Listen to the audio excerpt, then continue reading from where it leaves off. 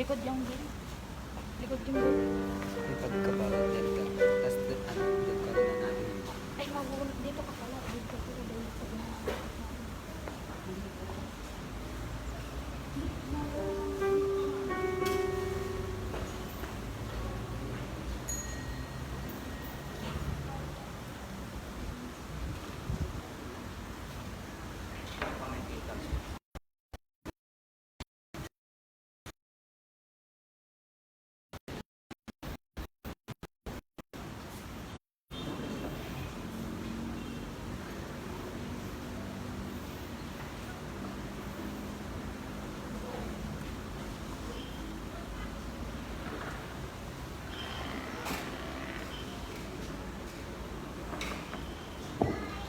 Magandang hapon po sa ating lahat. Tayo po ngayon ay nasa ikatlong linggo ng Kwaresma. Ang ating misa po ay pamumunuan ni Reverendo Padre Giordano po.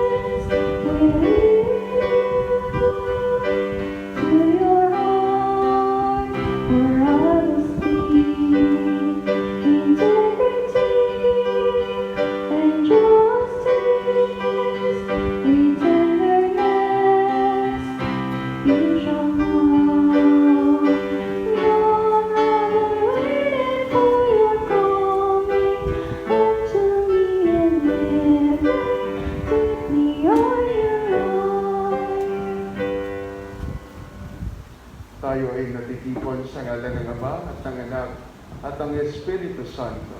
Amen. Ang pagpapala ng ating Panginoong Jesucristo, pag-ibig ng Diyos Ama, at ang pakikipag-isa ng Espiritu Santo naway sumainyong lahat. At sumayo rin. Mga kapatid, suriin natin ang ating mga sarili, aminin natin ang ating mga kasalanan at ito ay pagsisihan upang tayo ay naging marapat kumanap sa banal na pagdiriwang.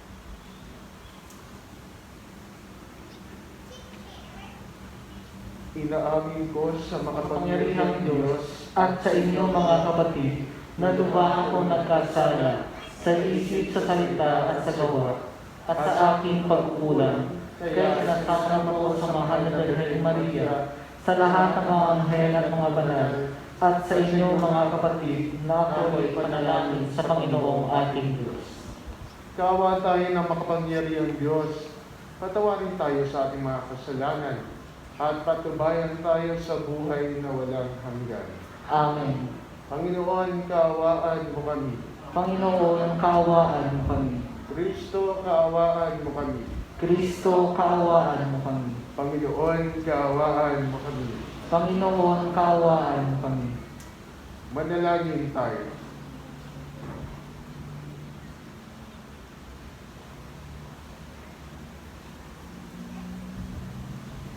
Ama naming makapangyarihan, ikaw ay mailigin at butihin sa banal.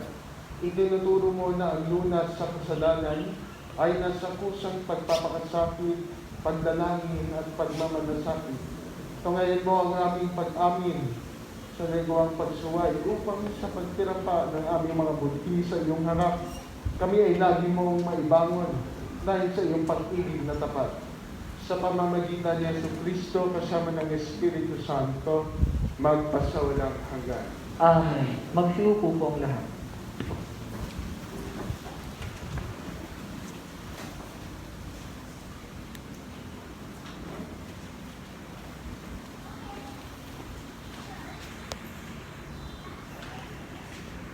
Pagbasa mula sa aklat ng Exodo. Noong mga araw na iyon, si Moises ang nag-aalaga sa kawan ng biyenan niyang si Jethro. Minsan, itinaboy niya ang kawan pabagtas ng disyerto at nakarating siya sa Horeb, sa bundok ng Diyos. Doon, ang anghel ng Panginoon ay napakita sa kanya, parang ningas sa gitna ng isang mababang punong kahoy. Kitang-kita ni Moises na nagliliyab ito, ngunit hindi nasusunog. Kaya't nasabi niya sa kanyang sarili, "Kataka-taka ito, tingnan ko ngang mabuti kung bakit di nasusunog, gayong nagliliyab." Nang lalapit na si Moises, tinawag siya ng Panginoon buhat sa nagliliyab na punong kahoy. "Moises, Moises, ano po iyon?" sagot niya. Sinabi ng Diyos, "Huwag kang lalapit. Hubarin mo ang iyong sandalyas sapagkat banal na dako ang kinatatayuan mo. Ako ang Diyos ng iyong mga magulang, nina Abraham, Isaac at Jacob." Tinakpan ni Moises ang kanyang muka pagkat natatakot siyang tumingin sa Diyos. Sinabi sa kanya ng Panginoon, "Nakita kong labis na pinahihirapan ng mga Ehipsyo ang aking bayan. Alam ko ang hirap nilang tinitiis at narinig ko ang kanilang daing. Kaya, bumaba ako upang sila'y iligtas, ialis sa Ehipto at ihatid sa lupaing mayaman, malawak at sagana sa lahat ng bagay."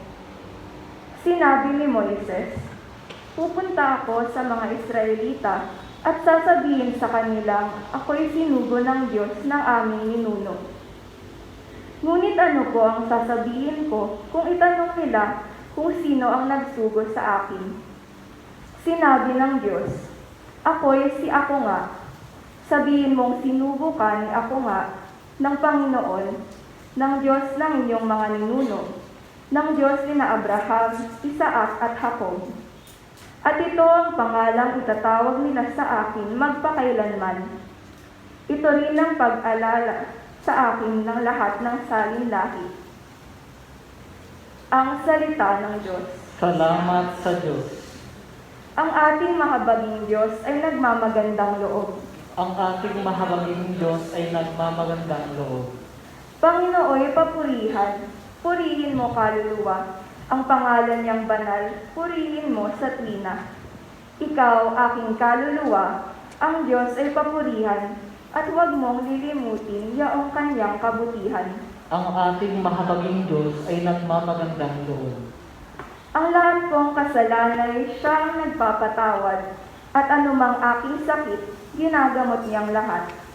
Sa bingit ng kamatayan, ako ay iniligtas, at pinagpapala ako sa pag-ibig niya't habag.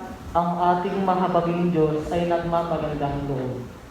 Panginooy humahatol, ang gawad ay katarungan. Natatamo ng inapi ang kanilang karapatan. Ang balangkas niya't utos kay Moises ibinilin. Ang kahangahangang gaway na saksihan ng Israel. Ang ating mahabaging Diyos ay nagmamagandang loob. Kay ganda ng kalooban, mahabagin itong Diyos. Kung magalit ay banayad, kung umibig na may lubos. Ang agwat ng lupa't langit, sukatin may hindi kaya. Gayon ang pag-ibig ng Diyos sa may takot sa Kanya. Ang ating mahabaging Diyos ay nagmamagandang loob.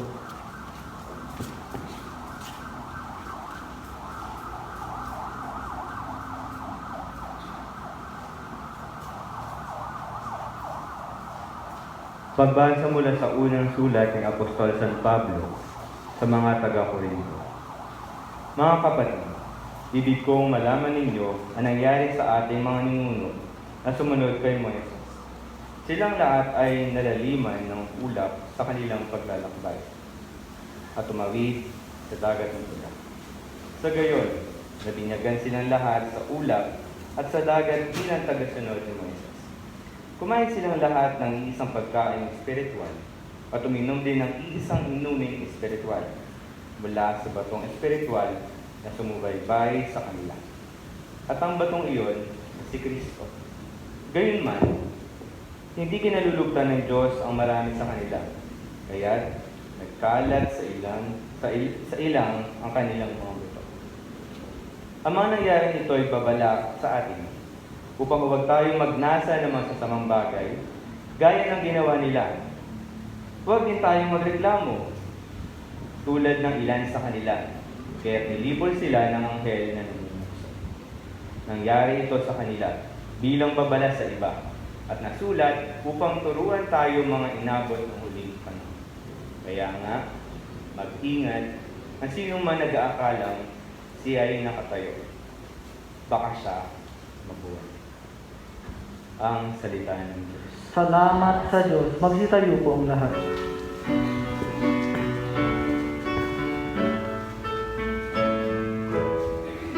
Sinabi ng buong mahal, kasalanan ay taindan. Pagsuway ay pagsisihan, maghari ng lubusan ang buong Diyos na may kapal.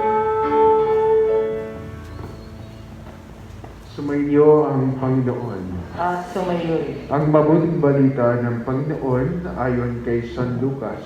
Papuri sa iyo, Panginoon. Dumating noon ang ilang tao at ibinalita kay Jesus na ipinapatay ni Pilato ang ilang Galileo samantalang ang mga ito'y naghandog sa Diyos. Sinabi niya sa kanila, akala ba ninyo higit na makasalanan ang mga Galileyong ito kaysa ibang mga taga-Galilea dahil sa gayon ng sinapit nila? Hindi. Ngunit sinasabi ko sa inyo, kapag hindi ninyo pinagsisihan at tinalikdan ang inyong mga kasalanan, mapapahamak din kayong lahat. At ang 18 namatay nang mabagsakan ng tore sa Siloe. Sa akala ba ninyo higit silang makasalanan kaysa ibang naninirahan sa Jerusalem? Hindi. Ngunit sinasabi ko sa iyo, kapag hindi ninyo pinagsisihan at tinalikdan ang inyong mga kasalanan, mapapahamak din kayong lahat. Sinabi sa kanila ni Jesus ang talinhagang ito, may isang tao na may puno ng igos sa kanyang ubasan. Minsan, tinignan niya kung may bunga ito, ngunit wala siyang nakita. Kaya't sinabi niya sa tagapag-alaga ng ubasan, 3 taon na akong pumaparito at naghahanap ng bunga sa punong ito, ngunit wala akong makita. Putulin mo na. Nakasisikip lang yan. Ngunit sumagot ang tagapag-alaga, huwag po muna nating putulin sa taong ito. Huhukayan ko ang palibot at lalagyan ko ng pataba. Kung mamunga po ito sa darating na taon, mabuti. Ngunit kung hindi, putulin na natin. Ang mabuting balita ng Panginoon. Pinupuri ka namin, Panginoong Jesucristo. Magsiupo po ang lahat. Hindi nahangad ng Diyos na ang taong tumatalikod sa Kanya ay mapahamak.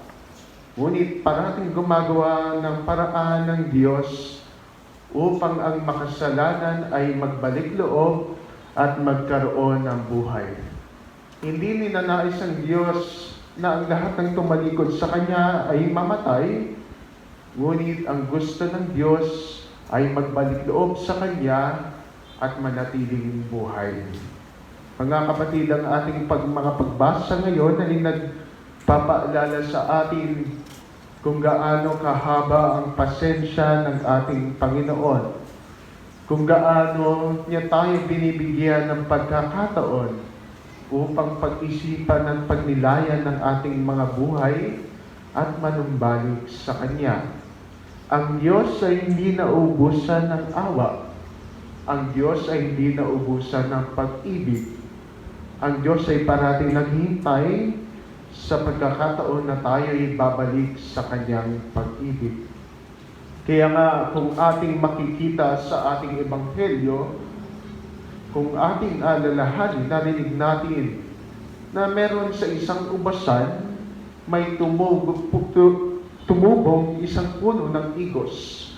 Kung ating iisipin, paano magkakaroon ng puno ng igos sa isang ubasan? Sa makatuwid, ito ay ligaw. Hindi ito dapat naroroon. Ngunit hinayaan ng hardinero na ito ay tumubo. Ganon din kung minsan sa ating mga buhay. Kung minsan meron tayong nagagawang pagkukulang o di kaya tayong nadarapa na hindi dapat naroroon sa ating mga buhay.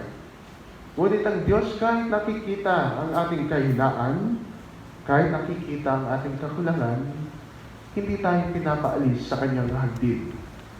Tayo ay nananatili at Kanyang inaalagaan. May mga bagay sa buhay natin na wala sa plano. May mga bagay sa buhay natin kung minsan dumarating na hindi natin inaasahan. Na kung minsan tayo ay nagigipit at nakakagawa ng kasalanan dahil ng ating kahinaan. Ngunit ang Diyos ay malalim ang pag-uunawa sa atin. Mas kilala niya ang ating kabutihan kaysa sa ating kakulangan. Kung kaya't parati tayong tinatanggap sa Kanyang hardin. At katulad ng hardinero, ang ating Panginoon ay parating binibigyan tayo ng pag-asa para magbago. Lahat tayo ay may kanya-kanyang panahon. Itong puno ng igos na ito, 3 taon na, ngunit wala pa rin bunga. Ngunit kung nung napag-isipan na may-ari ng ubasan na ito ay putulin, ang hardinero ay nagpahayag ng kanyang saloobin. Nabigyan pa natin ng pagkakataon. Meron pang pag-asa. Para sa lahat sa atin, lahat tayo ay meron pang pag-asa.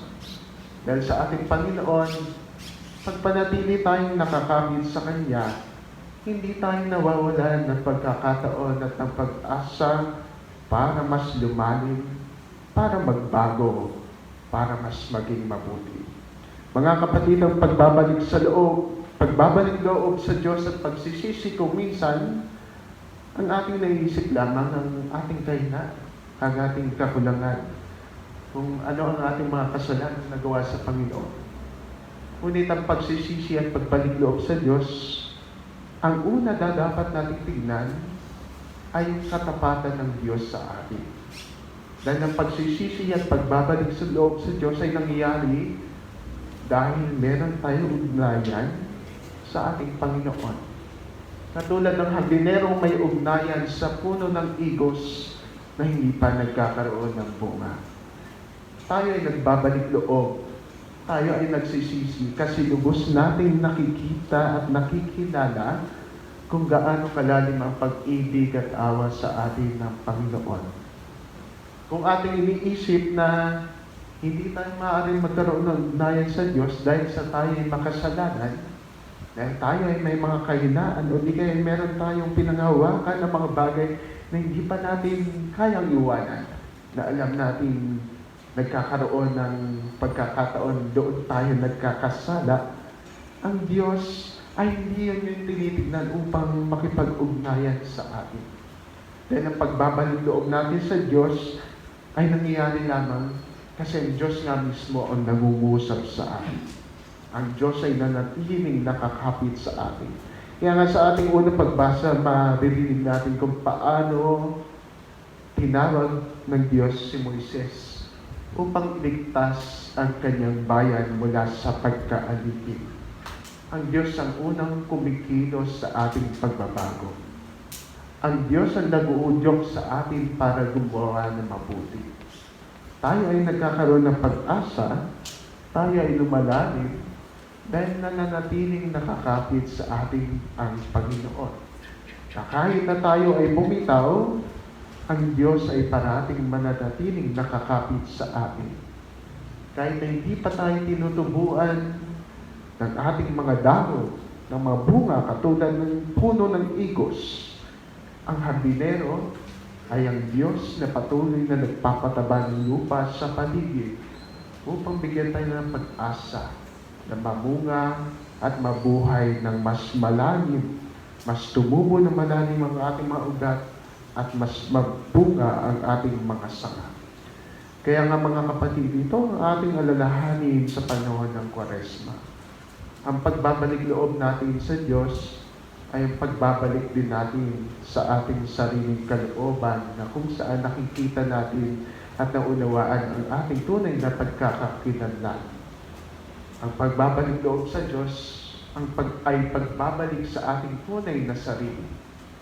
Dahil kapag nakita natin ang Diyos at manatili tayong may ugnayan sa Kanya, mas maunawaan natin at mas makikita natin kung para saan nga ba ang buhay natin sa mundong ito. Dahil ang buhay natin na hiwalay sa Diyos ay parang puno ng igos na pinabayaan na hindi natutubo at magkakaroon ng bunga. Ngunit dahil may ugnayan tayo, katulad ng puno ng igos at ng hardinero, ang Diyos ay parating kumakapit sa atin at binibigyan tayo ng pag-asa at gumagawa ng paraan ng pagkakataon upang tayo ay lumago nang sa gayon tayo ay maligtas. Ito ay dahil sa kanyang walang hanggang pag-ibig at awa para sa ating lahat. Kaya nga mga kapatid, ito din ay paanyaya para sa atin. Ako minsan, tayo rin ay magkaroon ng pagpapasensya sa ating mga kapwa. Bigyan natin ng pagkakataon ng bawat isa. Dahil katulad ng puno ng igos, lahat tayo ay may kanyang oras ng paglago. May mga mabagal tumanda, merong mga matagal pa ang kailangang gugulin para mas lumalim ang pag-uunawa. Ngunit panghawakan natin ang pag-ibig ng Diyos para sa atin na nagsasabi na lahat tayo ay merong pag-asa dahil sa Diyos na nanatiling nakakapit sa atin. Kung paano natin naranasan ang habag ng Diyos sa ating mga buhay, ganon din nawa ang pag-udyok natin sa pagpahayag ng ating awa at pag-intindi sa ibang tao, sa ating kapwa. Magsitayo po ang lahat. Sumasampalataya ako sa Diyos sa mga makapangyarihan sa lahat, na may gawa ng langit at lupa. Sumasampalataya ako kay Kristo, iisang anak ng Diyos, Panginoon nating lahat. Nagkatawang tao siya na lang ng Espiritu Santo, ipinanak ni Santa Maria ang Birhen, pinagpakasakit ni Poncio Pilato, ipinahang sa krus na matayin ni Levi, nanawag sa kinaroonan ng mga yumao, nang may tatlong araw na nabuhay na magmuli, umakyat sa langit, naluklok sa kanan ng Diyos sa mga makapangyarihan sa lahat. Doon magmumulat pa rito ang grupo na nagbubuhay at ang matay na tao. Sumasampalataya naman ako sa Diyos sa Espiritu Santo, sa banal na simbahang Katolika, sa kasamaan ng mga banal, sa kapatawaran ng mga kasalanan, sa pagpatuloy ng mabuting na matay na tao, at sa buhay na walang hanggan. Amen. mapagpatawad namin ang mga batid mo ang aming mga kahilingan, kakulangan at mga pangangailangan. Sa iyong mahabaging pagkalinga, kami nananalig at nagsusumamo. Sa bawat panalangin ng aming itutugon ay, Ama, aming sandigan, dinggin mo kami. Ama, ang aming sandigan, dinggin mo kami. Maging halimbawa nawa ang mga pinuno ng simbahan ng tunay na pagsisisi at pamumuhay na naaayon sa kalooban mo, Ama. Manalangin tayo. Para sa pasasalamat at special intention ng Gallardo family at para sa pagpasa ng licensure examination ni Erin Soriano at Aldrin Jade Ismaili, manalangin tayo. Ama, aming sandigan, dinggin mo kami. Magsikap nawa ang aming pamayanan na magtulungan tungo sa ibubuti ng lahat. Iwasan nawa namin ang pagpuna sa dungis at kapintasan ng aming kapwa. Manalangin tayo. Ama, aming sandigan, dinggin mo kami.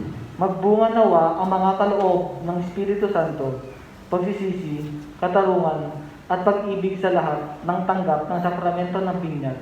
Manalangin tayo. Ama, aming sandigan, dinggin mo kami. Pangalagaan mo, O Diyos, ang mga kapatid naming frontliners at yaong mayroong mga delikadong trabaho, partikular ang mga nangangalaga sa kapayapaan at kaayusan ng pamayanan. Manalangin tayo. Ama, aming sandigan, dinggin mo kami. Para sa kaluluwa nila, Remende Ibanez, Carlos Ibanez, Julieta Tabukong, Roden Ibanez, Carlos Ibanez Jr., Antonio Ibanez, Nora Ibanez Caigong. Manalangin tayo. Ama, aming sandigan, dinggin mo kami. Sa ilang sandali ng katahimikan, itaas natin sa Diyos ang ating personal na kahilingan, gayon din ang mga taong lubos na nangangailangan ng ating panalangin. Manalangin tayo. Ama, dinggin mo ang aming mga pagsusumamo sa iyo. Bigyan mo kami ng sapat ng lakas upang magampanan namin tapat ang aming paghahanda. Maging mas taimtim nawa kami sa pagdalangin at pagbubukas loob sa bawat isa. Hiniling namin ito sa pamamagitan ni Jesucristo, aming Panginoon. Amen.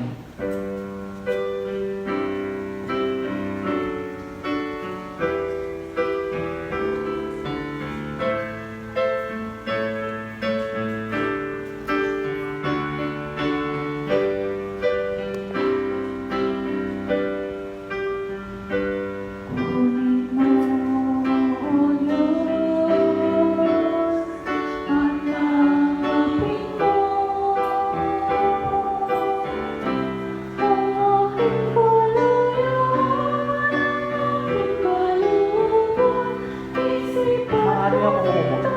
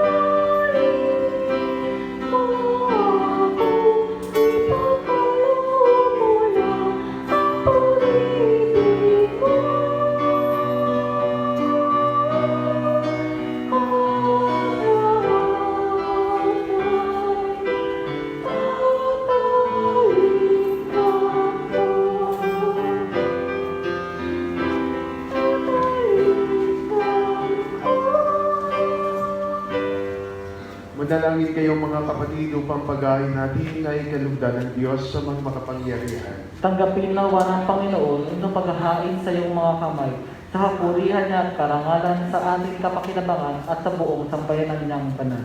Ama naming makapangyarihan, kalugdan mo ang aming paghahain upang ang mga kasalanan naming inihingi ng kapatawaran sa iyo ay matutuhan din namin ipatawad ang kapwa-tao. Sa pamamagitan ni Jesucristo kasama ng Espiritu Santo, magpasawalang hanggan. Amen. Sumainyo ang Panginoon. At sumayo rin. Itaas sa Diyos ang inyong puso at iwan. Tinaas na namin sa Panginoon. Pasalamatan natin ang Panginoong ating Diyos. Marapat na siya'y pasalamatan. Ama naming makapangyarihan, tunay kang marapat na ikaw ay aming pasalamatan sa pamamagitan ni Jesucristo na aming Panginoon. Sa kanyang paghingi ng tubig sa babaeng taga-Samaria, kanyang pinagkaloob ang pananalig upang ang nilapitan niya ay sumampalataya. Sa pag-auhaw ng iyong anak, kanyang masidhing hinahangad na pag-ibig mo'y maipakilala sa mga sumasampalataya sa kanya. Kaya kaisa ng mga anghel na nagsisiawit ng walang humpay sa kalangitan, kami nagpupulis sa iyong kadakilaan.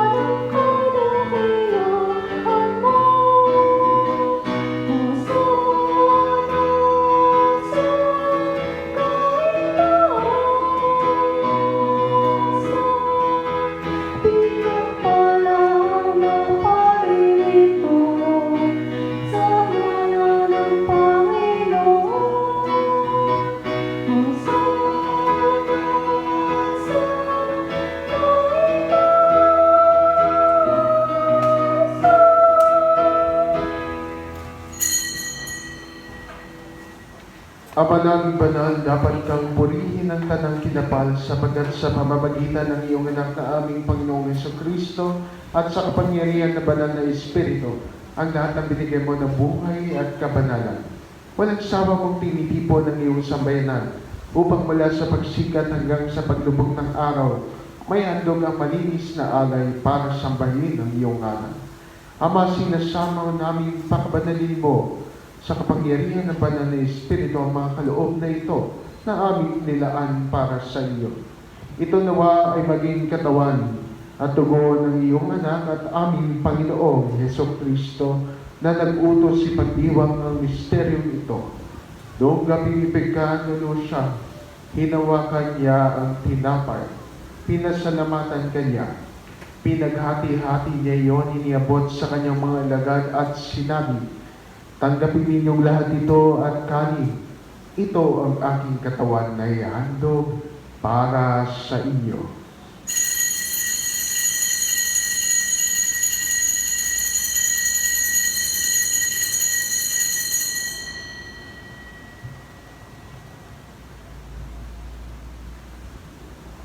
Kaya di naman nung matapos ang hapunan, hinawakan niya ang kalis, pinasalamatan kanya, iniabot niya ang kalis sa kanyang mga alagad at sinabi, tanggapin ninyong lahat ito at inumin ito ang kalis ng aking dugo ng bago at walang hanggang tipan.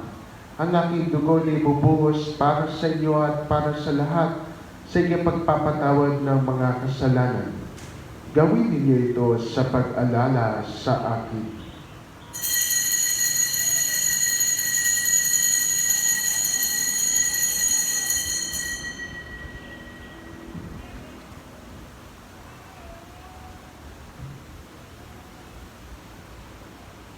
Ipagbunyi natin ang misteryo ng pananampalataya.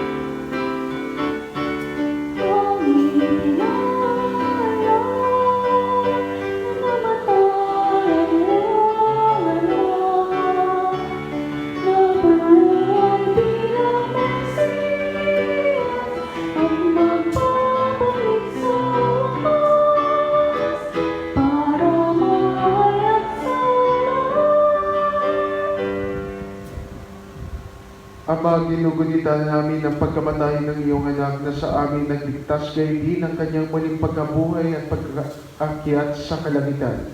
Samantalang ang kanyang pagbabalik ay pinananabikan. Kaya bilang pasasalamat ngayon aming inialay sa iyo ang buhay at banal na paghahayag ito. Tungayan mo ang handog na ito ng iyong simbahan. Masdan mo ang iyong anak na nag-alay ng kanyang buhay upang kami ay ipagkasundo sa iyo. Loobin mo kaming magsasalo-salo sa kanyang katawan at dugo ay mapuspos ng Espiritu Santo at maging isang katawan at isang diwa kay Kristo. Kami nawa ay gawin niyang handog na habang panahong nakatalaga sa iyo.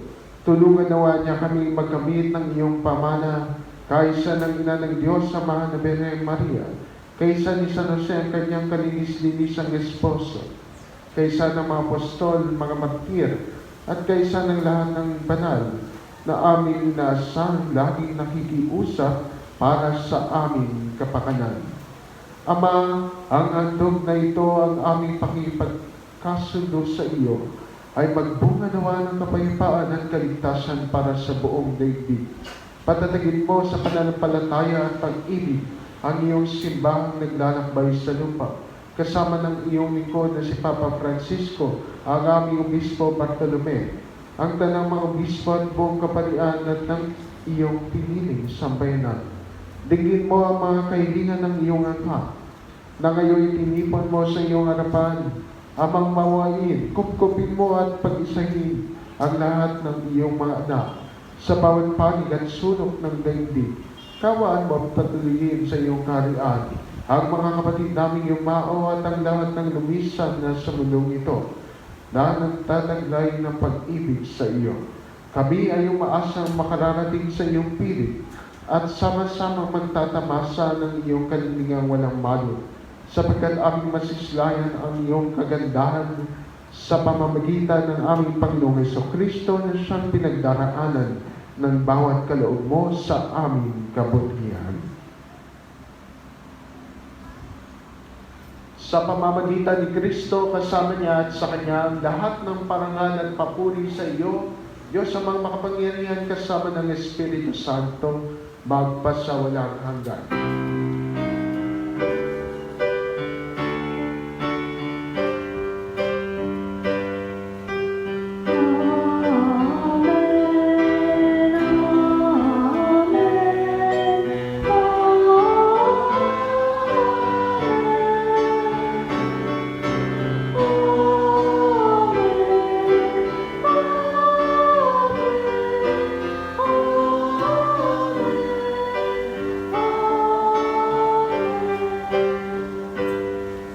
Sa tagubilin ng nakagagaling na utos sa turo ni Jesus na Panginoon natin at Diyos, sipayan natin ng lakas loob.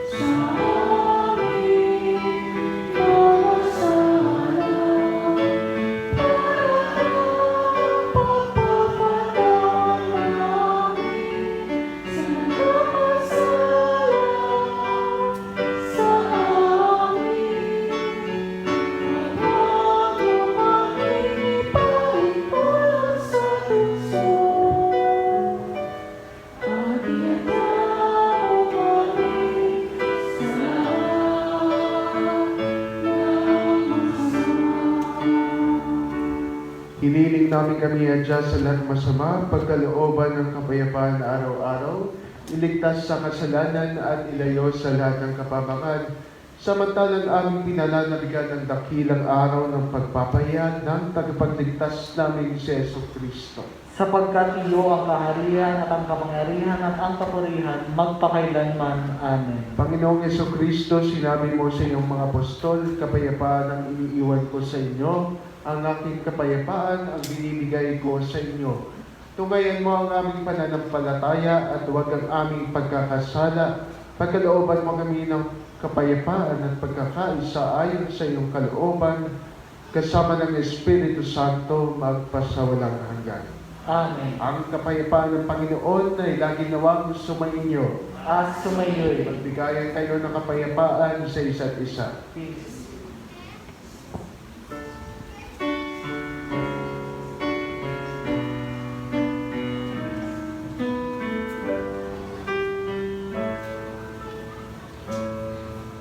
Ng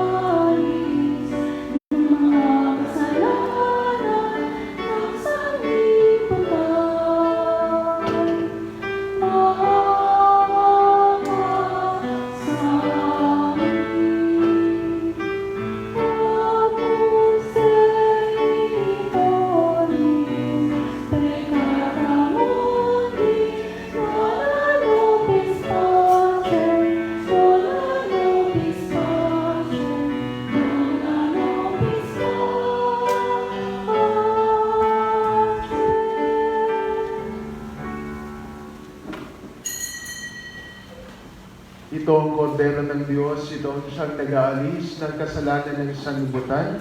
Mapapalad tayong nangiyahan sa kanyang banal na piging. Panginoon, hindi ako karapat-dapat na magpatuloy sa iyo, ngunit sa isang salita mo lamang ay gagaling na ako.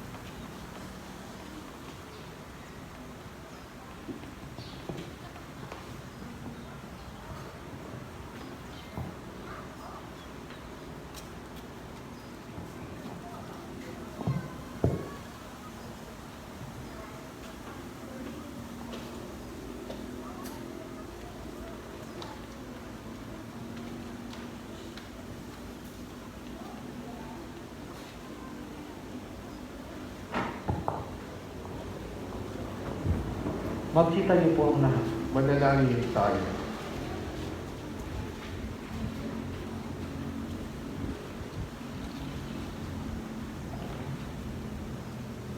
Ama namin mapagmahal, sa pakikinabang namin sa iyong banal na piging, pinagsalusaluhan namin ang bigay mong pagkain. Ang ginaganap namin ngayon sa pagdiriwang ay lubos nawang mangyari sa gawain namin araw-araw. Sa pamamagitan ni Jesucristo kasama ng Espiritu Santo, magpasawa ng hanggan. Amen.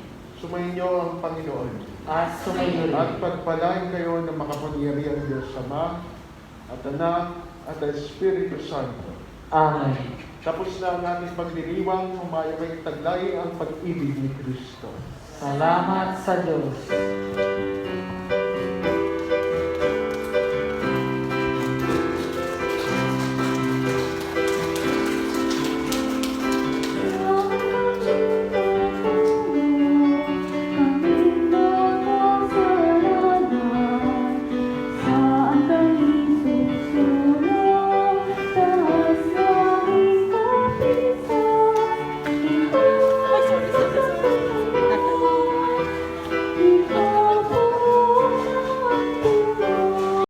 Ikaw